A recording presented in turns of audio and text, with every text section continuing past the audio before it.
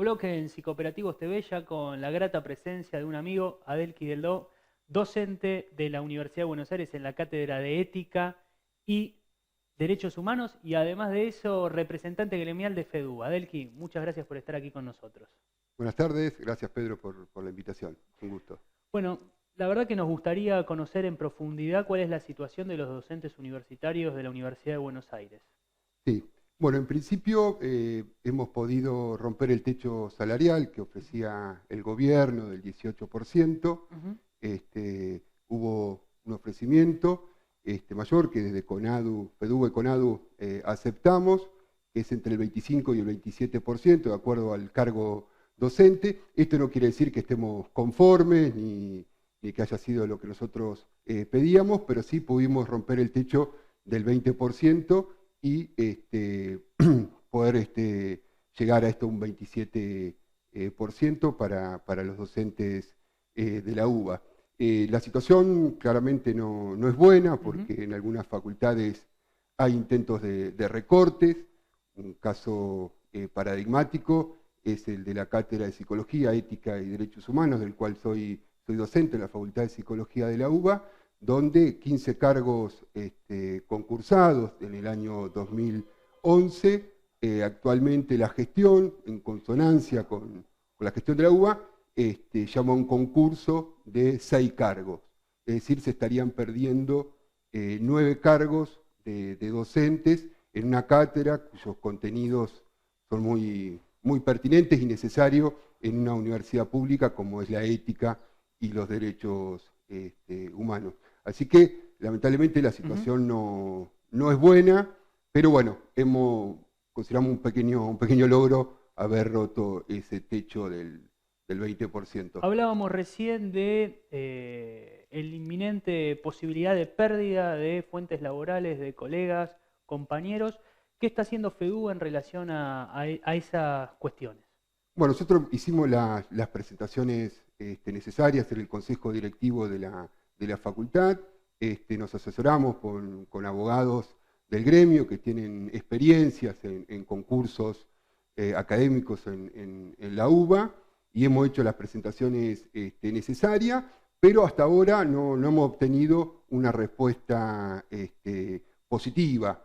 El concurso sigue, el llamado de los 6 cargos, pero bueno, está como en proceso, pero todavía no se definió. Nosotros vamos a continuar con las medidas necesarias para que no se pierdan esos puestos de trabajo docente, y esto también sucede en otras cátedras, digamos, ¿no?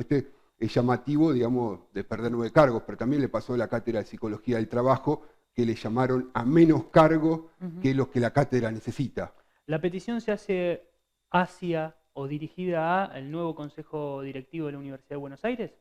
Nosotros la presentación la hicimos en el consejo anterior. El nuevo asume febrero, marzo del año que viene. Si bien las elecciones se hicieron en el transcurso de este año, y creo que falta la del claustro estudiantil. Se hizo la del claustro de graduados, claustro de profesores, y queda pendiente, creo que para septiembre, octubre, la elección del claustro de estudiantes, y estas autoridades asumirían en febrero del 2018 y elegirían el nuevo o nueva decano o decana.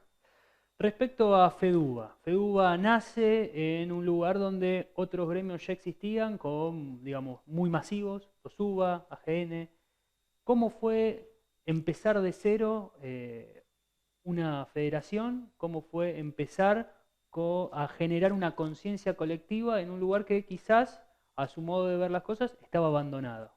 Sí, nosotros, como decís vos, no nos sentíamos representados por los gremios que estaban antes, bueno, que siguen estando, y AGD, entonces decidimos armar otra comisión interna, FEDUBA.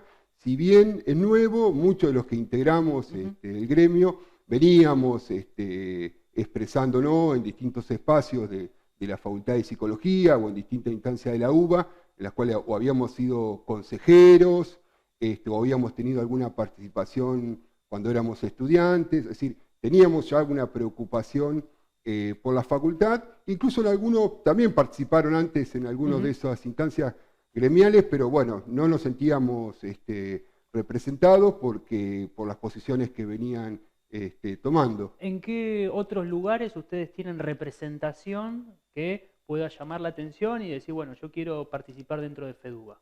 Bueno, para participar en FEDUBA, primero es necesario ser docente de la Universidad de Buenos Aires, ¿no? Sea tanto con nombramiento, digamos, rentado, o también nosotros la posibilidad que se puedan afiliar quienes están en situación más vulnerable, que son los ad honorem. Ese es uno de los problemas que nosotros tenemos en la Facultad de Psicología y en la UBA, que es un gran número de docentes que están ad honorem, es decir, que tienen un nombramiento pero que no cobran, ¿no? Este número ha ido en aumento y creemos que si este ajuste en las cátedras continúa, es decir, menos docentes concursados, es decir, menos docentes rentados, da lugar a que mayor número de docentes ad honorem, lo cual es un problema porque ese docente no tiene cobertura, no tiene derechos como trabajador. No tiene derecho, no tiene obra social, o la tiene que pagar aparte para poder acceder a una cobertura de salud. Claramente ahí queda vulnerado los derechos del trabajador y también el acceso a los diferentes beneficios por estar en regla, ¿no? Sí, claro, además dar clases en la universidad es un trabajo, requiere mucha formación. La mayoría de los docentes que estamos en la facultad hemos hecho posgrado, maestría, o sea, implica una inversión también de cada uno para formarse, para estar actualizado. Y en este punto, nosotros de FEDUBA todo el tiempo estamos brindando cursos de actualización docentes gratuitos para docentes universitarios.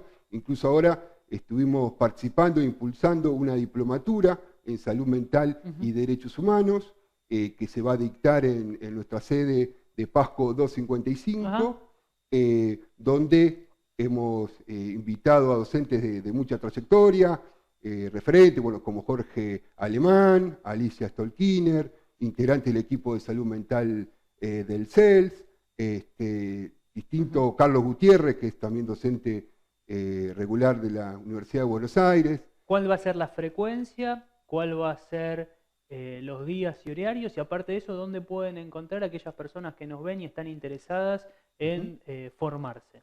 La manera más rápida es en el buscador Diplomatura Salud Mental y Derechos Humanos en Facebook, en Google, sale, o en la página de FEDUBA, FEDUBA Psicología o feduba.org.ar, que es la página del gremio, y ahí va a estar la información de la diplomatura. La diplomatura comienza el 5 de agosto, quedan muy pocos cupos, pero bueno, de FEDUBA tenemos algunas becas totales para docentes que estén interesados en poder hacerla, y comienza el sábado 5 de agosto de 10 de la mañana a 14 horas todos los... Duración un año, sábados. ¿verdad? Un año, sí. Bien, me das el pie para preguntarte respecto a cómo ves vos la formación de los estudiantes en psicología, que después devienen colegas y demás. ¿Está la universidad formando y capacitando adecuadamente según tu óptica? Creo que la Facultad de Psicología, lamentablemente, en los últimos años ha estado un poco aislada, ¿no?, de las problemáticas sociales, de las políticas públicas. Creo que se aisló un poco, está cerrada sobre sí misma. Yo creo que falta mayor integración con la comunidad. La facultad no tiene, por ejemplo, un espacio ni para los docentes ni para los estudiantes de salud mental, siendo una facultad de psicología, por decir algo, y en los debates más importantes nacionales, como consumo problemático o lo que fue la Ley Nacional de Salud Mental, la facultad estuvo ausente, lamentablemente. Cuando digo la facultad es la gestión actual, ¿no?, quienes gobiernan la facultad, ¿no?, que se han aislado sobre sí mismos y no participan de los temas importantes de nuestro país. Te pregunto respecto a tu experiencia en torno, primero a tu experiencia y cómo fue tu ingreso a la cátedra de Ética y Derechos Humanos. Bueno, comencé como estudiante, cursé la materia, me interesó. Yo venía ahí colaborando en Amnesty International, que es una organización internacional de derechos humanos, y encontré en la cátedra un lugar para pensar algunas cuestiones que para mí son fundamentales para la práctica profesional, que son cuestiones vinculadas a la ética, y también incluir una perspectiva de derechos humanos, poder pensar la complejidad social desde una perspectiva de derechos. Y por suerte es una cátedra donde hay pluralidad, digamos, mucha personas muy formadas, digamos, muy interesante.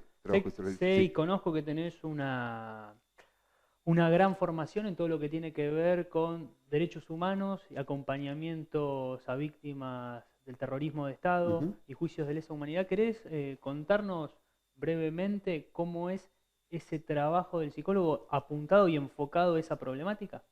Sí, es digamos, un trabajo fundamental el de los psicólogos que hacemos el trabajo de acompañar víctimas del terrorismo de Estado, es decir, más cuando se puede hacer desde el Estado, como es mi caso, que lo puedo hacer desde el Centro Ulloa, que es un centro que depende de la Secretaría de Derechos Humanos de Nación, que brinda asistencia psicológica a víctimas del terrorismo de Estado y que permite establecer un vínculo previo con el testigo. Nosotros hablamos de testigos víctimas. ¿Qué quiere decir testigo víctima? Es decir, testigos que vivieron la situación traumática sobre su propio cuerpo, es decir, tienen que dar testimonio de lo que padecieron en el centro clandestino de detención, es decir, personas que fueron torturadas, pasaron situaciones límites, digamos, de arrasamiento subjetivo, ¿no? Entonces esta posibilidad de psicólogo poder encontrarse antes, poder evaluar cuál es la situación de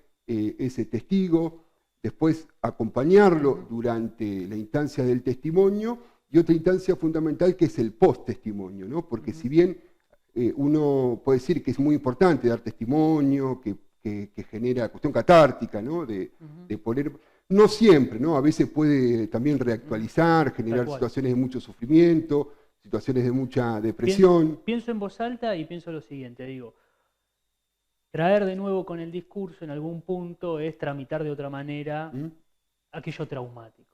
Digamos, imagino que debes haber vivido situaciones intensas donde hay que poner el cuerpo de una manera importante. ¿Cómo fue tu formación y cómo fuiste progresando en ese camino interno, individual tuyo para poder ayudar a esas personas? Y mi formación fue el equipo de salud mental del CEL, del Centro de Estudios Legales y Sociales. Yo tuve la suerte de poder ingresar, apenas me recibí, y pude formarme con profesionales de mucha afluencia, como Laura Conte, Mariana Wikinski, es decir, personas que comenzaron, digamos, toda una tradición de asistencia a víctimas del terrorismo de Estado a finales de la dictadura, que pensaron mucho el tema de la víctima, el testimonio, generar condiciones de posibilidad para poder dar un testimonio, porque no es sencillo llegar a esa instancia después de tantos años de impunidad. No nos olvidemos que las leyes de obediencia debida y punto final cancelaron durante muchos años la posibilidad de que las víctimas pudieran declarar o decir tal persona me torturó, tal persona cometió determinados delitos, no los podía señalar porque el Estado los había desresponsabilizado. Por eso la importancia de cuando se declaran nulas las leyes de obediencia debida y punto final, donde comienzan a generarse estos juicios de lesa humanidad, los testigos comienzan, es decir, las víctimas pueden comenzar a hablar, pero es un proceso difícil. Yo creo que desde nuestra formación, desde el campo de la subjetividad, podemos ayudar mucho para generar condiciones de posibilidad para que el testigo pueda dar testimonio o evaluar si no está en condiciones tampoco de dar testimonio. Dar testimonio no es una obligación, es un derecho. Entonces, poder acompañar a una persona en esa instancia es muy interesante. Además también, muchas veces este acompañamiento da la posibilidad de iniciar también un tratamiento psicológico, un tratamiento psicoterapéutico, que muchas veces muchas personas no tuvieron esa posibilidad o esa... Por lo pronto me parece muy interesante la posibilidad de que alguien haya pensado un campo ahí, que haya un psicólogo interviniendo. Y esto que vos decís respecto a la subjetividad, me parece que abre una serie de abanicos que tiene que ver con cómo se subjetiviza y cómo se acompaña a esas víctimas. Y vos hablabas de punto final, audiencia de vida y punto final. Digo, ahí hay como una doble violencia institucional. Y traigo el tema de violencia institucional porque me parece que es un tema que hoy también está en boca de todos respecto a publicitar o mostrar un menor a cara descubierta sin garantizar Ujú. derechos de tratados internacionales de nivel constitucional. ¿Cómo estás viendo vos esta cuestión y una opinión respecto a este tema de violencia institucional? Sí, la violencia institucional lamentablemente es una de las deudas pendientes que tenemos de la democracia de nuestro país, ¿no? La violencia institucional se define como la violencia que ejerce las instituciones del Estado sobre las personas, ¿no? Es un concepto amplio porque incluye desde una persona que puede ser maltratada en un hospital, ¿no? Por un médico, o también las personas que sufren la violencia policial o las personas que pueden sufrir violencia en un hospital psiquiátrico Ujú. o digamos, en distintas instituciones del Estado. Lamentablemente es esto que decían, un problema de nuestra democracia que, si bien se avanzó en algunas instancias, hay algunas instancias del Estado que abordan esta temática, hay una procuración de temas de violencia institucional, también, bueno, el Centro Ulloa da asistencia a víctimas Ujú. de la violencia institucional, fundamentalmente las víctimas de la violencia policial, pero es un tema que falta, digamos, ¿no? Porque hay, digamos, la víctima de la Ujú. violencia institucional en general son las personas más vulnerables de nuestra sociedad, ¿no? Y los números hablan de fundamentalmente los jóvenes pobres, son Ujú. quienes muchas veces sufren el abuso policial Y o el te maltrato agrego, en las cárceles, sí, la estigmatización, me parece. exactamente, sí. Y esto, el discurso mediático creo juega un papel fundamental, ¿no? En estigmatizar a los jóvenes pobres, ¿no? Como pensarlos como peligrosos, pensarlos como adictos, pensarlos como ladrones, ¿no? Como el ejemplo que señalabas de el polaquito que Ujú. estuvo en muchos de los medios de comunicación estos días, ¿no? Y por lo que dice la mamá, ese chico no mató, no robó, era simplemente un chico que con sus derechos vulnerados y que lo expusieron, Un y chivo según dice, expiatorio. exactamente, sí, sí, que no había matado a nadie, lo que dice, Ujú. no está comprobado, ¿no? También esa velocidad de algunos medios, de algunos periodistas, de enseguida, si es joven, es pobre, es adicto y ladrón. Y no es así. Los crímenes cometidos por menores, la estadística es muy baja, Ujú. es muy baja. Además, me hace acordar también el momento cuando se hablaba de los inmigrantes, ¿no? Que eran los que cometían delitos. Cuando uno iba a la estadística oficial, los delitos cometidos por inmigrantes eran muy bajos. Y acá Claro. sucede lo mismo. Si los crímenes cometidos por menores de edad es muy bajo en términos estadísticos, pero en horas de televisión es muy grande, ¿no? Entonces la gente ve a un chico joven, pobre y le tiene miedo. Seguramente algo para pensar en torno a nuestra ética profesional y el cuestionamiento de grandes grupos medios que quizás buscan referenciar los problemas a lo que queda por fuera del margen, ¿no? Y sí es fundamental que nosotros, como profesionales de la salud mental, no moralicemos nuestras intervenciones, ¿no? Que estos estereotipos, estos estigmas sociales, nosotros en nuestra práctica o en nuestra forma de pensar no puede hacer interferencia, porque si nosotros caemos en esos prejuicios, moralizamos nuestra profesión y moralizamos nuestras intervenciones. Y nosotros somos convocados como profesionales de la salud mental, no como Ujú. moralizadores o para sancionar. Nuestra función juzgar en términos morales lo que hace una persona o no. Y acá esto es importante, ¿no? El tema de la violencia institucional por aquellos profesionales que tienen que trabajar con los hospitales públicos. Es importante no entrar en ese discurso moralizante porque la persona haya cometido, ¿no?, un delito, necesita o requiere, digamos, Ujú. una atención igual, de la misma calidad que una persona que no lo cometió. Nosotros no estamos Ujú. convocados ahí para juzgar.